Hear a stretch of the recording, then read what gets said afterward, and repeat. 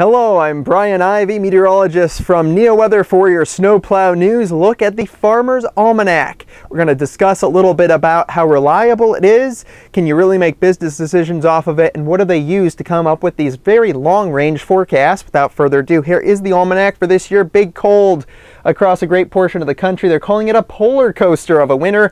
A lot of brisks, a lot of below averages, a lot of chilly and cool. Regardless of the precipitation, widespread cold across the whole nation like this is very rare.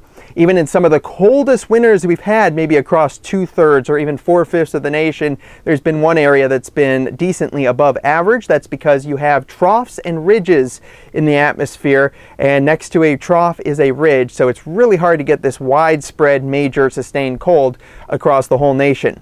Besides the Farmers Almanac, there's the old Farmers Almanac behind me. That's a competitor, and they're also advertising big snowflakes and slush and big cold across really a decent portion of the nation. Whether you're across portions of the middle of the country into the East Coast, wet and wild, definitely going for the alliteration and a little bit of the hype game. Now, the Farmers Almanac and Old Farmers Almanac do not have the exact ways that they come up with the long-range forecast, but it varies between moon phases, between sunspot activity, how active the solar cycle is, other types of space weather, plus secret formulas involved that they have not released that date back even hundreds and hundreds of years. So we're not talking about modern scientific computer-based forecasting techniques here.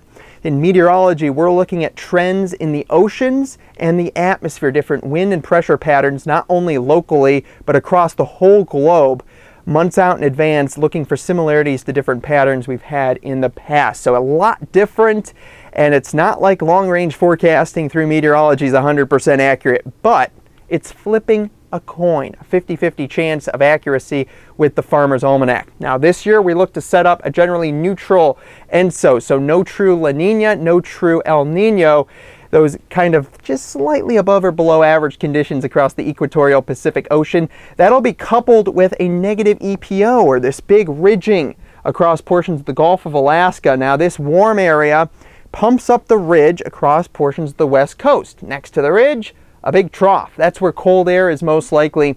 So when you correlate areas of a negative EPO with a generally neutral ENSO, you typically will get a decent amount of cold conditions. So maybe, just maybe, the Farmers Almanac is onto something this year. It looks like it will be cold across the middle of the country into the Midwest, most likely at this point, but Farmers Almanac consistently not a good thing to be able to rely on months and months in advance. It is very shaky. They have been 100% wrong before, and it is something that's more really for infotainment, that entertainment factor. You can read different things that's applicable to farmers, but don't be making big business decisions off of that type of long-range forecast.